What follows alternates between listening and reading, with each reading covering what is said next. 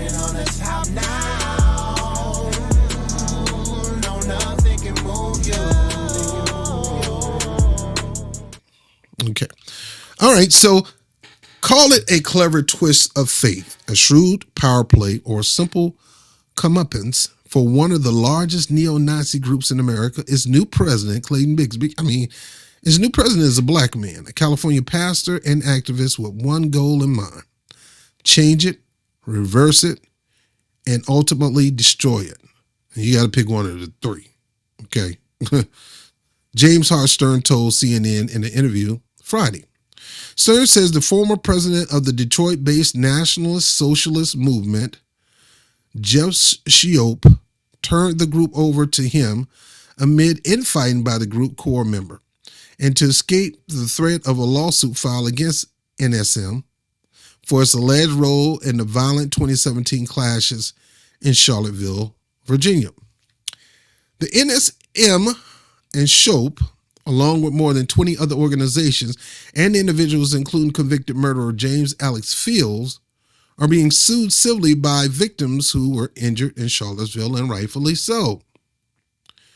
The lawsuit says the violence suffered from the emotional distress that occurred in Charlottesville was a direct, intended, and foreseeable result of defendants' unlawful conspiracy. Shiop claimed he was deceived by Stern. In an open letter to NSM members, which he also sent to CNN, he admitted to the paper appointment of Stern as president, but he claimed Stern convinced me that in order to protect our membership from the ongoing lawsuit, it should sign over NSM presidency to him. So the brother trickbagged this dude. He said, look, I'm going to help you, but you need to sign this organization over to me so I can work through it to help you guys out. It's completely bizarre. One of Stern's first acts as president was to ask a judge in the Virginia lawsuit to issue a summary judgment finding NSM liable for conspiracy to commit violence in Charlottesville. So this brother is working to make them liable for what happened in Charlottesville. This new leader of this black leader of this white supremacist group. In the letter to NSM members, Shiop maintained his and the group's innocence, blaming counter-protesters for violence and vowing to wrest control of the group from Stern in a court of law. The presiding judge of the case has yet to issue a ruling. And it's completely bizarre, said Keegan Hanks of the Southern Poverty Law Center, which monitors hate group. He added that the white nationalists, both in and out of the group, were completely blindsided by the change in leadership. I bet so. Can't believe we got this nagger up here. This is some black KKK, where the police officer act like he's a white supremacist and try to defend David Duke, and when he's really a black guy. It is apparent twist reminiscent of the Oscar winning. Speaking of, I was just talking about that. It's a reminiscent of the Oscar winning film Black Klansman, KKK Klansman, which told the true story of Ron Stallworth, a black police detective in Colorado Springs who infiltrated Ku Klux Klan, beginning with a phone call. Eventually, a white colleague subbed him for Stallworth during a face-to-face meeting with Klan members. The difference in my situation is I was able to use my face every day, Stern said. There was no deception here. This is a man, Shiop, who willingly talked to a black man and willingly signed it over to a black man. Stern said his path to taking over the NSM started in 2014 when Shiop learned that Stern had the prison ID of noted KKK leader Edgar Ray Killen. The pair were housed in the same Mississippi prison when Stern served time for mail fraud, Stern said. Though Shiop wanted the ID, Stern refused to hand it over. Instead, they continued their conversation over the years, Stern said. When he and I talked, he made it clear that I was not his friend, Stern said. Added that their talks intensified after NSM faced increased scrutiny over the Virginia lawsuit.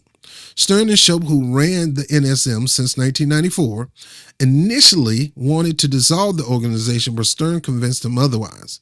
I told him if he dissolved it, someone else is just going to get it and reincorporate it, rebrand it. I said, if you give it to me, that won't happen. And at least you will know who has it. A Hail Mary manipulated. A Hail Mary or fraudulently manipulated. After more phone calls and conversations, Stern said he convinced Shope to turn the movement over to him. It was a Hail Mary of him trying to get out of the consequences of his actions, Stern said, referring to the accusation in the Virginia lawsuit. Shope, in his letter to the NSM, said, I keep thinking MSN, said he was fraudulently manipulated by Stern, and that he has given the group current chief of staff, Bert Colucci, control of the group operation. Michigan Public Records currently lists Stern as president. Stern said he knows the NSM could rebrand and start anew, but Stern's goal is to maintain control of the name and website. You can call yourself the mother chickens of turtles for all I care, Stern said, but that reputation you carry as NSM, which carry fear and revere, is gone. Stern hopes that the NSM name, once associated with Holocaust denials, sits dormant on a corporate shelf long after he dies, but he doesn't want to begin this fight alone.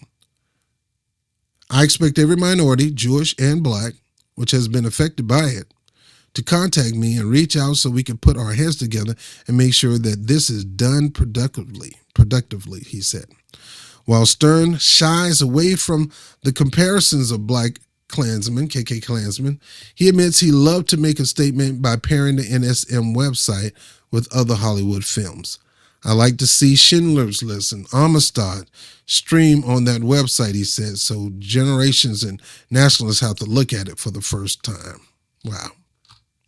So this brother said, hey, look, you want to debate, you want to destroy this organization, right?